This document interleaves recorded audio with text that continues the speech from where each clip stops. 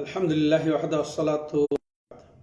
সম্মানিত দর্শক ও শ্রোতামণ্ডলী, আল্লাহ রাব্বুল আলামিনের মেহেরবানিতে আমরা এখনো উমদাতুল আহকাম হাদিসের কিতাব থেকে সালাত অধ্যায়ের 30তম পর্ব শুরু করতে যাচ্ছি। হাদিস নম্বর 103। তো হাদিসটি হলো আনাবি কিলাবা আব্দুল্লাহ ইবনে যায়দিন আল জারমি আল বসরি قال جاءنا مالك بن الحويرث في مسجدنا هذا قال إني لا أصلي بكم وما أريد الصلاة أصلي كيف رأيت رسول الله صلى الله عليه وسلم يصلي فقلت لأبي قلابة كيف كان يصلي قال مثل صلاة شيخنا هذا وكان يجلس إذا رفع رأسه من السجود قبل أن ينهض। তো হাদিসটির অর্থ হলো, আবু কালাবা আব্দুল্লাহ ইবনে যায়দ আল জারমি আল বসরি প্রখ্যাত তাবেঈ। তো তিনি বলছেন, আমাদের নিকটে মালিক ইবনুল হুয়াইরিস এই মসজিদে আসলেন এবং বললেন, ইন্নী লা উসাল্লি বিকুম, আমি তোমাদেরকে নিয়ে আমি সালাত আদায় করতে চাই। ওমা উরিদু আস-সালাতা, আমি আসলে কোনো খাস বা নির্ধারিত কোনো ফরজ বা সুন্নত নামাজের ইচ্ছা করব না। উসাল্লি কাইফা রাআইতু রাসূলুল্লাহ সাল্লাল্লাহু আলাইহি ওয়াসাল্লাম ইউসাল্লি, আমি তোমাদেরকে নিয়ে সালাত আদায় করব যে রাসূলুল্লাহ সাল্লাল্লাহু আলাইহি ওয়াসাল্লামকে আমি কিভাবে সালাত আদায় করতে দেখেছি সেটা দেখানোর জন্য। আল্লাহ চমৎকার।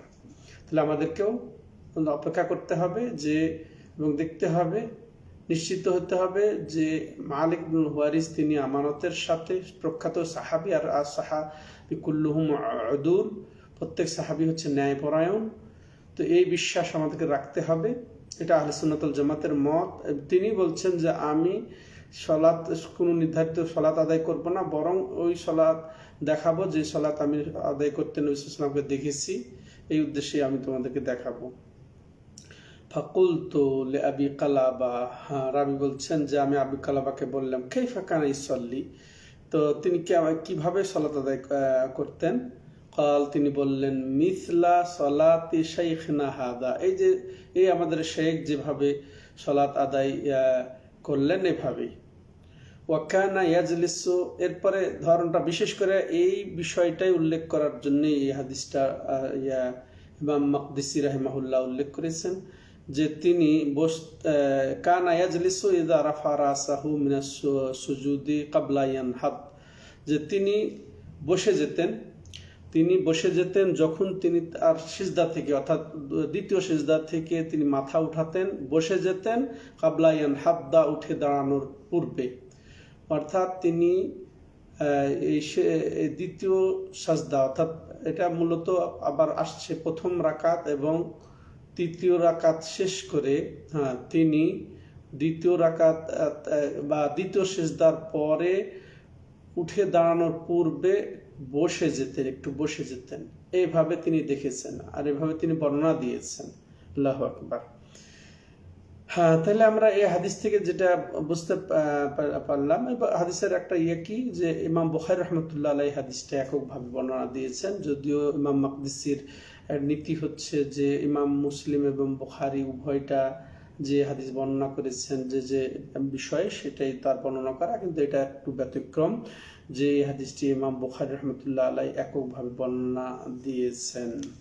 এবার আসেন আমরা যে বিষয়গুলা জানতে পারি হাদিস থেকে। প্রথমত যে শিক্ষার জন্য, ট্রেনিং এর জন্য সালাত আদায় করা এটা জায়েজ বা এটা উচিত আমাদের নামাজের প্রশিক্ষণ দেওয়ার জন্য, যেটা মালিক ইবনুল হুয়াইরিস রাদিয়াল্লাহু তাআলা আনহু তিনি দেখিয়েছেন, ওইভাবে যেভাবে তিনি নবী সাল্লাল্লাহু আলাইহি ওয়াসাল্লামকে সালাত আদায় করতে দেখেছেন।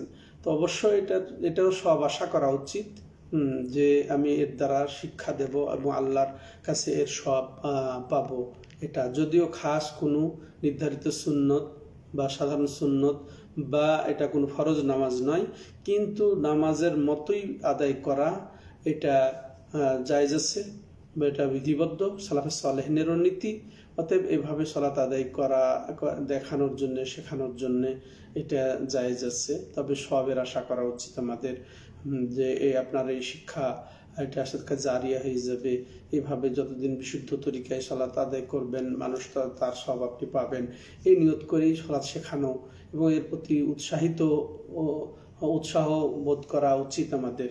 দ্বিতীয় যেটা আমরা শিক্ষা পেলাম যে উসাল্লি কাইফা রাআইতু রাসূলুল্লাহ সাল্লাল্লাহু আলাইহি ওয়াসাল্লাম ইউসাল্লি, এটা একেবারে নবী সাল্লাল্লাহু আলাইহি ওয়াসাল্লামের কি কি কর্ম সেগুলা তিনি দেখিয়েছেন, বর্ণনা দিয়েছেন। তার মধ্যে যেটা বললাম এটা একটা।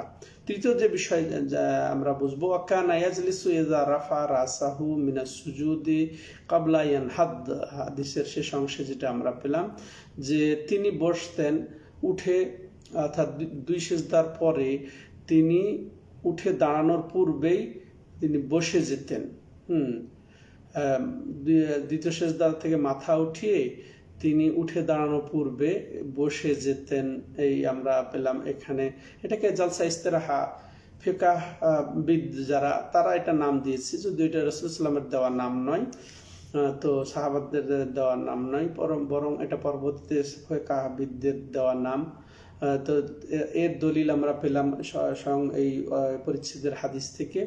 এরপরে যেমন আরেকটি হাদিস এসেছে, এটাও ইমাম বুখারী রাহমাতুল্লাহ আলাইহি তার 824 নম্বর সিরিয়ালে এনেছেন, ওয়া কানা যালিকা শাইখু ইউতিমুত তাকবীর। তো ওই শায়েখ তিনি তার তাকবীরকে পূর্ণ করতেন। ওয়া ইযা রাফা রাসাহু আনিস সাজদাতিস সানিয়া, যখন তিনি দ্বিতীয় সিজদা থেকে তার মাথা উঠাতেন, জালাসা ওয়া আতামাদা আলাল আরদ, তিনি বসে যেতেন এবং জমিনের উপরে ভর করে বসে যেতেন। সুম্মা কাম, এরপরে তিনি দাঁড়াতেন। তাহলে এটা বসা সুসাব্যস্ত, এটা সহিহ বুখারীর হাদিস থেকে সুসাব্যস্ত। সাহাবা একজন বিজ্ঞ প্রসিদ্ধ জলিলুল কাদর সাহাবা দেখিয়েছেন, ওর থেকে আমরা বর্ণনা পাই। তো এর হুকুম তাহলে কি? এর হুকুম আসলে সুন্নাত, এর হুকুম এটা সুন্নাত, সুসাব্যস্ত সুন্নাত। এটা আমরা এই বলে ও বলে উড়াবো না যে এটা নবী সাল্লাল্লাহু আলাইহি ওয়াসাল্লামের শেষ বয়সে তিনি করেছেন। অর্থাৎ এখানে এটাও কন্টিনিউ ভাবে উল্লেখ করা আছে যে তিনি বসে ওয়া কানা যালিকা শাইখ ইউতিমুত তাকবীর, ওই শেখ পূর্ণ করতেন। এটাও কন্টিনিউ বোঝানো হয়েছে, এটা ইস্তিমরার বোঝানো হয়েছে। তো এটা আমরা বুঝালাম। তো এই হাদিস থেকে এটাই। আর কেউ যদি বলে জালসা ইস্তেরাহা আরামের বসা, যে বয়স হয়ে গেছে বা যার হাঁটুতে ব্যথা, এরকম অনেকে যে ব্যাখ্যা করেন, এটা আসলে অমূলক ব্যাখ্যা, এটা এখানে না। বরং এই বসাটা কঠিন, বরং আপনি সিজদা থেকে সরাসরি উঠে দাঁড়িয়ে যাবেন, এটাই সহজ। অনেক ওলামায়ে কেরাম এইদিকে গেছেন, এটা মন্তব্য করেছেন, যেটা শেখ খোদায়ের শেখ আব্দুল করিম আল খোদায়ের হাফিজাহুল্লাহ, তিনি চমৎকারভাবে এটাকে সুসাব্যস্ত করেছেন যে এটা কোনো আরামের বৈঠক না। যদিও এটা আরামের বৈঠক বলে নাম দেওয়া হয়েছে, কিন্তু এটা কোনো আরামের বৈঠক না, বরং এটা বসাটা আরো কঠিন। এটা সুন্নত হিসেবেই বসা, নবী সাল্লাল্লাহু আলাইহি ওয়াসাল্লাম এটা সুন্নত হিসেবেই বসেছেন।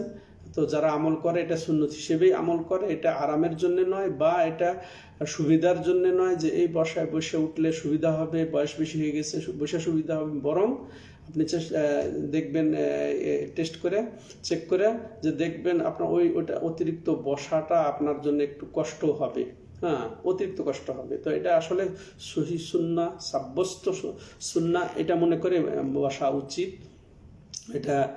এটাই মত পোষণ করেছে শেখ বিন বাজ রাহিমাহুল্লাহ, ইমাম নাওয়াবী, ইমাম শাওকানি, এবং এখানে লাজনাত দায়মারও ফতোয়া এভাবে রয়েছে। যেমন এটা শেখ বিন বাজের ফতোয়া, শেখ বিন বাজের ফতোয়া 11 ভলিউমের পাবেন আপনি, 11-12 ভলিউমে, 38-তে পাবেন। ফতোয়া লাজনাত দায়মা 6 ভলিউমের 447। আর হাদিস তো আপনারা দেখলেন, শুনলেন, হাদিস নাম্বার ওটাও আছে, যেটা আমরা অধ্যায়ের হাদিস আমরা যেটা বর্ণনা করছি। হাদিসের নাম্বার হচ্ছে যে বুখারীর 677 নম্বর হাদিস, এটা 677 নম্বর হাদিস। এরপরে আবার যেটা আরেকটা হাদিস আপনাদেরকে বুখারীর বর্ণনায় শোনানো হলো, সেটা হচ্ছে যে 824 নম্বর হাদিস, এটা বুখারীর হাদিস পাওয়া গেল। আরেকটা হাদিস আপনাদেরকে শোনাই এই ব্যাপারে যে এটা সুন্নত সাব্যস্ত। যেমন হাদিস আবি হুমায়দ আস-সাদি হিনা ওয়াসাফা সালাতান নবী সাল্লাল্লাহু আলাইহি ওয়াসাল্লাম ওয়া জালাসা লিল ইস্তিরাহা, তিনিও নবী সাল্লাল্লাহু আলাইহি ওয়াসাল্লামের সালাতের পদ্ধতি বর্ণনা দিতে গিয়ে তিনি বসে গেলেন। জালসা ইস্তিরাহা যেটা বলা হচ্ছে, সেই বসাটা খাস বৈঠকটা তিনি বসে গেলেন। আর তার লফজ হচ্ছে, তার শব্দমালা হচ্ছে সুম্মা আহওয়া সাজেদান, এরপরে তিনি সিজদার জন্য ঝুঁকে গেলেন অর্থাৎ সিজদা দিলেন। সুম্মা ক্বালা আল্লাহু আকবার, এরপর আল্লাহু আকবার বললেন, আল্লাহু আকবার বলে সিজদা থেকে উঠে গেলেন। সুম্মা সানা রিজলাহু, এরপরে তার পাটি অর্থাৎ বাম পাটি তিনি প্রবেশ করিয়ে দিলেন ডান সাইডের দিকে, ডান পায়ের নিচ দিয়ে। ওয়াকাদা, এবং বসে গেলেন। ওয়াতাদালা, এবং স্থির হলেন। হাত্তা ইয়ারজিআ কুল্লু আজমিন ফি মাওদিহি সুম্মা নাহাদ, যে তিনি এরপরে সোজা হয়ে স্থির হয়ে বসে গেলেন যতক্ষণ পর্যন্ত তার প্রত্যেক হাড্ডি আপন আপন জায়গায় না বসে গেল। আল্লাহু আকবার। স্পষ্ট তিনি স্থিরভাবে বসেছেন। এটাও দেখেছেন হুমায়দ ইবনে হুমায়দ আস-সাদি, ফিমাউজি সুম্মা নাহাদ, এরপরে তিনি উঠে দাঁড়ালেন। এই হাদিসটি ইমাম আবু দাউদ তার সুনান আবু দাউদের তিরমিজি তার সুনান তিরমিজিতে উল্লেখ করেছেন। আবু দাউদের 734 নম্বর হাদিস আর তিরমিজির 304 নম্বর হাদিস, এবং ইমাম তিরমিজি বলছেন যে হাদিসুন হাসানুন সহিহ, হাদিসটি হাসান সহিহ। তাহলে স্পষ্ট দলিল সহ আমরা ওই খাস বৈঠক যেটা জালসা ইস্তেরাহা বলা হয়, অর্থাৎ প্রথম, আর এই বৈঠকটা কখন, যে প্রথম রাকাত শেষ করে দ্বিতীয় সেজদা দিয়ে বসে যাওয়া, দ্বিতীয় সেজদা দিয়ে প্রথম রাকাত শেষ করে দ্বিতীয় সেজদা দিয়ে বসে যখন দ্বিতীয় রাকাতের জন্য উঠা, তার পূর্বে এই বসাটা।